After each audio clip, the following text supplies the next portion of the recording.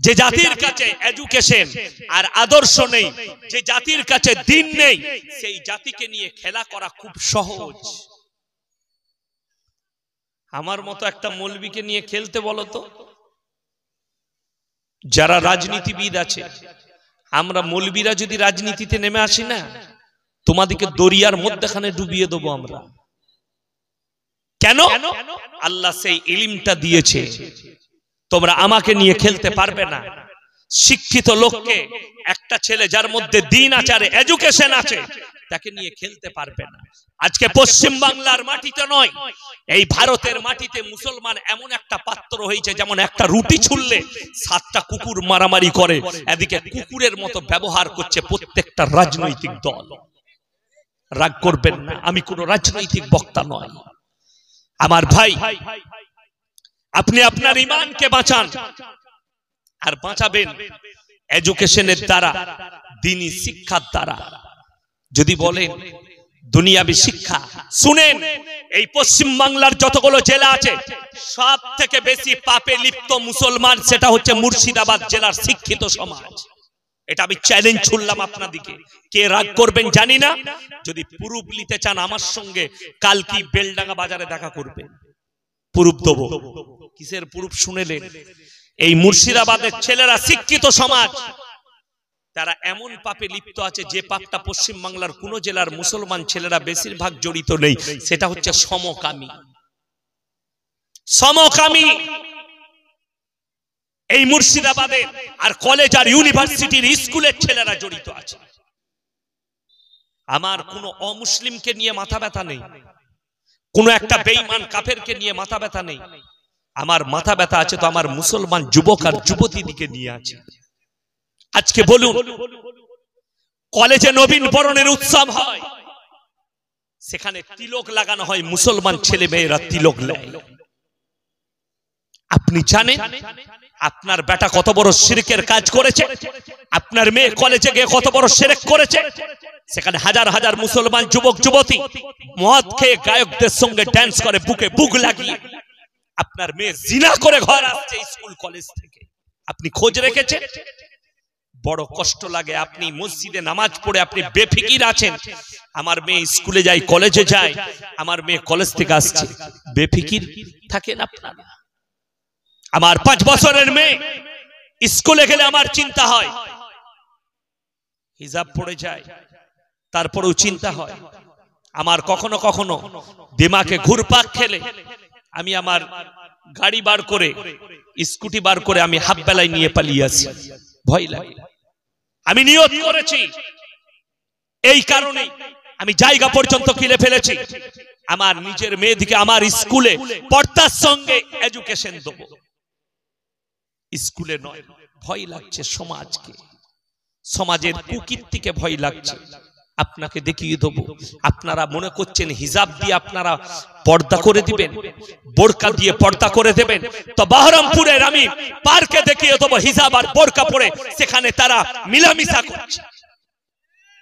আজকে কষ্ট লাগে, শুনেলেন? হিজাব পরে বাজারে যাওয়াটা পর্দা নয়, বোরকা পরে বাজারে যাওয়াটা পর্দা নয়। পর্দা হচ্ছে তোমার স্ত্রী তোমার 4 দেওয়ালির ভেতরে থাকবে। আজকে এক শ্রেণীর শিক্ষিত সমাজ, আজকে যদি কোনো বাপের বেটা মৌলবি থাকে, নিয়ে আসুন এই বেলডাঙ্গার মাটিতে, খালি আমাকে দলিলটা দিয়ে দেবে যে শিক্ষিত লোকরা সমাজকে গুমরাহ করে। কি বলে? আল্লাহর নবী বলেছেন তোমরা শিক্ষার জন্য চীন দেশে পাড়ি দাও। এটা বুখারী, তিরমিজি, আবু দাউদ, ইবনে মাজাহ। কোথায় হাদিসটা আছে আর কত নম্বর আছে তার ইবারত সহ আমাকে হোয়াটসঅ্যাপে পাঠাও। মানুষকে ধোঁকা, প্রতারণা, যাতে করে এই মৌলবীদিকে চুপ করিয়ে এই মেয়েগুলোকে বাজারে নিয়ে আসতে পারি। এই মুসলমানদের মেয়েদিকে বাইরে বার করে দাও, এটা বেঈমান কাফেরের একটা বড় চক্রান্ত। আপনার মেয়েকে বাজারে পাঠানো। শুনেলেন? আপনি যদি ব্যক্তিগত ফতোয়া নেন আমার কাছে, ব্যক্তিগত জানতে চান যে আমার স্ত্রী কলেজে পড়ায় প্রফেসর, তোমার স্ত্রী ওই কলেজে পড়াতে পাবে না যে কলেজে ছেলে মেয়ে একসাথে পড়াশোনা করে, হারাম। তোমার মেয়ে যদি, তোমার স্ত্রী যদি স্কুলে টিচার হয়, ওই স্কুলে তোমার স্ত্রীর জন্য পড়ানো হারাম যে স্কুলে ছেলে মেয়ে একসাথে পড়ায়। তোমার স্ত্রী ওই স্কুলে পড়াতে পাবে যে স্কুলে অনলি ফর খালি মেয়ে ছেলে আছে আর মেয়ে ছেলে শিক্ষিকা আছে, যেখানে পর্দা বাজাই থাকবে। বড় কষ্ট লাগে। আপনারা আমাদের মতো মৌলবীকে গালি দেন, 10 বার ভাববেন, 20 বার ভাববেন। আমি এই জন্য বলে যাচ্ছি, আমি বুক ফুলিয়ে বলছি, আমার অবর্তমানে আমার গ্রামে যাবেন। আমার গ্রাম ছোটখাটো গ্রাম নয়, 4,500 থেকে 5,000 বসতির গ্রাম। আমার একটাই মসজিদ, এটা পশ্চিম বাংলার রেকর্ড। আপনাকে দেখিয়ে দেবো মুর্শিদাবাদের এক একটা গ্রামে 14টা করে মসজিদ আছে। আমার গ্রামে একটাই মসজিদ, কোন ওয়াক্তিয়া মসজিদ কোন পাড়াই নেই। এতটা মিল মোহাব্বত। আমার গ্রামে যাবেন, কেউ যদি বলে দেয় আমার গলসি বাজারে ইয়াসিন সাহেবের স্ত্রী কোন দোকানে বসে একটা রুমাল কিনেছে, সেই দোকানের জুতোর মালা পরে শওকতের বেটা পশ্চিম বাংলায় বয়ান করবে। এই বয়ানটা সোশ্যাল মিডিয়ায় যাবে, আমার গলসি থানার লোক শুনবে, আমার বাজারের লোক শুনবে। আমার স্ত্রী যদি কেউ বলে দিতে পারে আমার গ্রামে ধনী থেকে গরিব যে ইয়াসিন সাহেবের স্ত্রী কোন প্যান্ডেলে বসে ভাত খেয়েছে জল বিয়ের অনুষ্ঠানে, তার জুতোর মালা পরে পশ্চিম বাংলায় ইনশাআল্লাহ বয়ান করব। আমি শওকতের বেটা চ্যালেঞ্জ ছুড়লাম, চলুন আমার সাথে, আমার গাড়িতে চাপুন। খাওয়া তো দূরের কথা, যত বড়ই ধনী হোক, খালি যদি দাওয়াত দিতে আসে আর বলে তোমার বিবিকে প্যান্ডেলে পাঠাবে, তাকে আমি জুতো করে মারব। এতটাই মজবুত থাকি। দরকার নেই তোমার ভালো মন্দ খাবার, দরকার হচ্ছে ইমানি তাকত মজবুত। তোমার স্ত্রীকে নিয়ে তোমাকে জান্নাতে প্রবেশ করতে হবে, ওটাই তোমার আসল সম্পদ। আর তুমি বিলীন করছো তার ইজ্জতকে। আমি এই জন্য বলছি, আমাদের সমাজের লোক নামাজ পড়ে 5 ওয়াক্ত, অথচ ছেলের জন্মদিন পালন করছে কেক কেটে। কেন? একটু পয়সা হয়েছে, 2 টাকা করেছে, একটু স্ট্যান্ডার্ডই হয়েছে। তো একবার মৌলভী সাহেবকে জিজ্ঞেস করলি না, ইমামকে গিয়ে, শেখ আমি আমার ছেলের জন্মদিন পালন করব, চলবে কিনা? প্রথম কথাই তোকে হারাম বলতো, তুমি হারাম কাজ থেকে বেঁচে যাবে। কিন্তু আমাদিকে তো 2টো কাজে রেখেছেন, হলে আর মোলে। আমাদিকে 2টো কাজে রেখেছেন, হলে আর মোলে।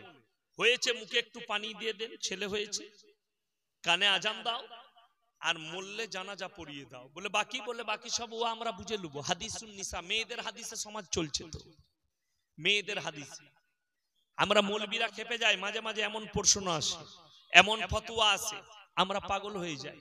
আমাকে এক জায়গায় প্রশ্ন লিখে দিয়েছিল, শাড়ির ভেতরে জাঙ্গিয়া না পড়লে নামাজ হবে। আমরা এই হাদিসটা কোথায় খুঁজে পাবো? কেন বলুন তো? আমাদের দাদিরা নামাজ পড়েছে না পড়েনি? আমাদের দাদির মারা নামাজ পড়েছে না পড়েনি? সেই যুগে তো জাঙ্গিয়াই ছিল না, আল্লাহর নবীর জামানায় তো জাঙ্গিয়াই ছিল না। এগুলো হচ্ছে মেয়েদের হাদিস। এদিকে ঝাঁটা জুতো করে মারবে ফেরেশতারা। শুনেলেন, ইসলামে যেটা বলা হয়েছে নারীদের জন্য, যেভাবে শরীর ঢাকতে বলা হয়েছে ওইভাবে ঢেকে নাও। তুমি কি কাপড় দিয়ে? তুমি চটের বস্তা দিয়েও ঢাকতে পারো, তোমার নামাজ হয়ে যাবে। তুমি এই প্যান্ডেলের কাপড় দিয়েও শরীর ঢাকতে পারো, তোমার নামাজ হয়ে যাবে। শর্তটা তোমাকে পূরণ করতে হবে, বাস নামাজ হয়ে যাবে। যেমন এখন মানুষ পর্দার কথা বলছে, এই বাবাজিদিকে জিজ্ঞেস করুন, ইনাদের দাদিরা, ইনাদের মারা, আমার দাদিরা, আমাদের মারা ছিঁড়া কাপড় পরেছে, তারপরেও তাদের চেহারা কেউ দেখতে পায়নি, সেলাই করা কাপড়ে। আর এখন যদি 50 হাত কাপড় দেন, তারপরেও পেট, পিঠ আর বুকটা বেরিয়ে থাকবে। বললে অনেক মেয়েরা, আজকে তো আমি যা বলে যাব, এই গ্রামের মেয়েরা বলবে এই 8 করোড় বেটা মৌলবীকে জীবনে দাওয়াত দিবি না। কিন্তু আমি ছেড়ে কথা বলবো না, তোমরা মানো আর না মানো, আল্লাহ আমাদেরকে দায়ী করেছে। আমরা যদি তোমাদের কাছে না পৌঁছাও, আল্লাহর কাছে পাকড়াও হয়ে যাবে। আমি একটাই কথা বলি, আমার মাদ্রাসায় পয়সা দিও না, দরকার নেই। কিন্তু তুমি সুদকে হালাল বলাতে চাইবে, আমি পারবো না বলতে। হারামকে হালাল বলাতে চাইবে, আমি পারবো না বলতে। আজকে কই এতগুলো মন্ত্রী সভায় মুসলিম আছে, কেউ এখনো পর্যন্ত সেই মন্ত্রীর কাছে প্রতিবাদ গেল না। কেন আপনি এই ধরনের কাজ করলেন? মুসলমানের দিলেতে ঠেস পৌঁছাবে। নূপুর শর্মা বিপক্ষ দলের মেয়ে, ওই জন্য খুব লাপালাপি ঝাপাঝাপি হলো। এর বিরুদ্ধে ঝাপাঝাপি কর নাই, মুসলমান ঘুমিয়ে আছে, বলছে আমাদের ইমান তাজা। কতটা ইমান তাজা আমি বুঝে নিয়েছি। তুমি কার চামচাগিরি করছো আমি বুঝে নিয়েছি, কার পা চাটতে চাইছো বুঝে নিয়েছি। আমাদের মতো মৌলবীর মুখ খুলিও না। আমি কেন বলছি শুনেলেন? আমি বোম্বেতে ছিলাম, যখন নূপুর শর্মা কুরুচিকর মন্তব্য করেছে নবীজি সম্পর্কে, তখন কিন্তু জলসার সিজন ছিল না, বর্ষার সময় ছিল, ঠিক কি না? তখন আমাদের অফ সিজন। আমি বোম্বে সফরে ছিলাম, যে কোনো কাজে গিয়েছিলাম মাদ্রাসা। তো আমি সকালবেলায় চা খেতে উঠেছি, ফজরের নামাজ পড়ে হোটেলে গেলাম, একটা উমর হোটেল বলে, চা খেতে বসেছি। আমার ফেসবুকে মেসেজ ঢুকলো, খুলে দেখলাম ফেসবুকে আমার আর আমার আব্বার ফটো দিয়ে আছে, আর পশ্চিম বাংলার জমিয়তে উলামা হিন্দের গ্রুপ লেখা আছে। সেখানে ছেড়েছে এই দুই মোল্লাকে, বাপ বেটাকে কোনো প্রতিবাদ সবাই খুঁজে পাওয়া যায়নি, লিখেছে। আমি বললাম আমি কি অপরাধ করলাম? তারপরে খোঁজ নিলাম যে ছেলেটা ছেড়েছে সে কে। তখন দেখলাম কাঠমৌলবি। কি বুঝলেন? কাঠমৌলবি। এদের দ্বারা সমাজ ক্ষতিগ্রস্ত হচ্ছে, বড় কষ্ট লাগে। আমি তাদেরকে বুঝিয়েছি, শোনো, প্রতিবাদ কাকে বলো তোমরা জানো না। এখন আমি খুঁজছি সেই পাঁঠাটা কোথায় আছে, প্রতিবাদ করলি না। সেই মৌলবিটাকে খুঁজছি, পাঁঠা মৌলবিটাকে। কোথায় লুকিয়ে আছিস তো পশ্চিম বাংলার মাটিতে? আমার বাপ বেটার ফটো পোস্ট করেছিলি, এখন কোথায় তুমি? পোস্ট করো, যাও মন্ত্রীর বিরুদ্ধে বলো, জুতো খাবি। কিন্তু আমি বলে যাচ্ছি আর বলবো, মৃত্যুকাল পর্যন্ত অন্যায় করলে অন্যায়ের বিরুদ্ধে প্রতিবাদ করব। প্রতিবাদ রাস্তায় নেমে করা যায় না, লোকের দোকান ভাঙচুর করে করা যায় না, লোকের পার্টি অফিস ভাঙচুর করে প্রতিবাদ হয় না। প্রতিবাদ করলে জবানের দ্বারা হয়, আখলাকের দ্বারা হয়, দুয়ার দ্বারা হয়। আমি দোয়া করেছি, আল্লাহ তুমি নূপুর শর্মার তকদিরে যদি ঈমান লেখা থাকে ঈমান দাও, তা না হলে তাকে পৃথিবীর মানচিত্র থেকে মুছে দাও। জোরে বলুন আল্লাহুম্মা আমিন। আপনি ঈমানকে বাঁচাবেন কি করে? আপনার মধ্যে প্রতিবাদী ভাষা নেই, আপনি ঈমানকে বাঁচাবেন। আজকে হাত তুলে সবাই বলুন 5 ওয়াক্তের নামাজি হব। জোরে বলুন ইনশাআল্লাহ। আবার যুবক যুবতী সকলকে বলে যাচ্ছি, নামাজ কেউ ছাড়বেন না। নামাজ এমন একটা ইবাদত, যারা ভাবেন যে নামাজ কেন পড়বো, তাদেরকে বলে যাই যারা অশ্লীল কাজ করে, যারা নোংরা কাজ করে, তাদেরকে বলে যাই যারা অশ্লীল কাজ করেন, তাদেরকে বলছে আমার ভাই জানেরা, আমার মায়েরা, যারা অশ্লীল কাজে লিপ্ত আছেন, যারা মনে করছেন নামাজ পড়ে কি লাভ হবে, কোরআন বলেছে ইন্নাস সালাতা তানহা আনিল ফাহশাই ওয়াল মুনকার। নিশ্চয়ই নামাজ এমন একটা ইবাদত, মানুষকে খারাপ কাজ থেকে সরিয়ে ভালো কাজের দিকে নিয়ে যায়। জোরে একবার বলুন সুবহানাল্লাহ। আমার ভাই সবাই নিয়ত করেলেন, আজ থেকে নামাজ কেউ কাজা করব না, নিজেদের সন্তানকে করতে দেব না। জোরে বলুন ইনশাআল্লাহ। দ্বিতীয় নম্বর, হারাম কাজ থেকে নিজেদেরকে বিরত রাখুন। হারাম কাজ থেকে আমি আপনাদেরকে শোনাই একটা জিনিস, শুনেলেন, মদটা হারাম না হারাম নয়? যে কেউ একজন হাত তুলে বলুন আমি জানি না মদ হারাম, এরকম মানুষ আছে? পশ্চিম বাংলায় নাই এরকম মুসলমান, সকলে জানে মদ হারাম।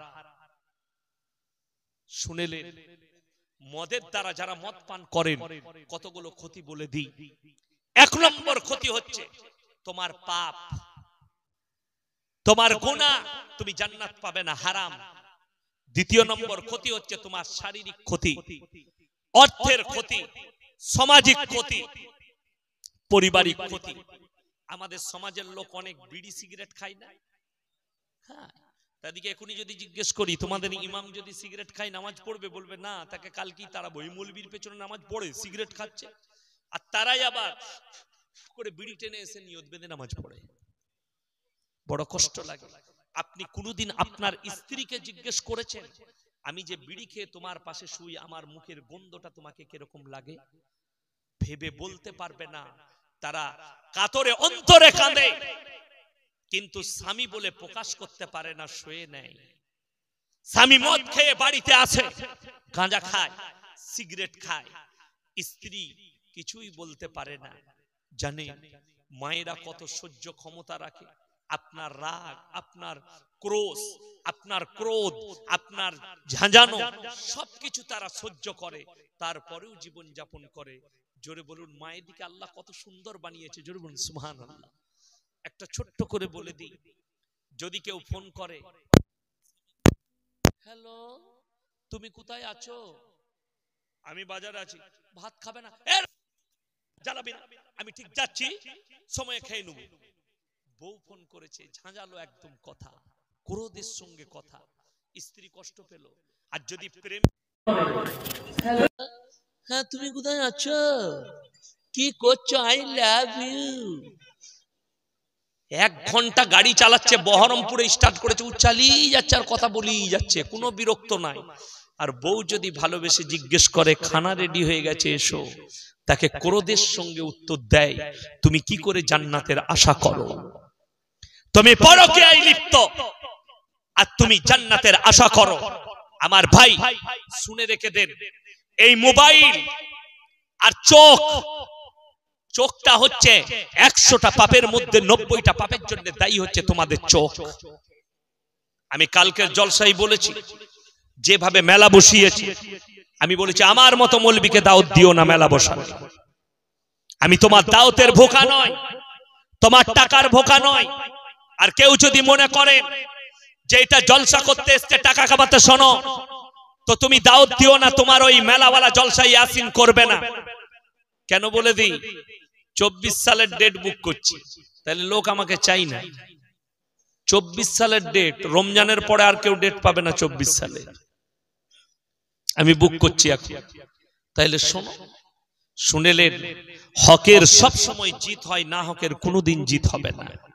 মেলা ইসলামে হারাম, নারী পুরুষ, ওই জন্য আমরা নিষেধ করি, নিজের স্ত্রীকে বাজারে পাঠিও না। এখন তো বাজার তো দূরের কথা, আমাদের সমাজ এখন নতুন সিস্টেম হয়েছে, বিয়ে হলে জামাই আর বউকে পাশাপাশি বসাচ্ছে প্যান্ডেলে।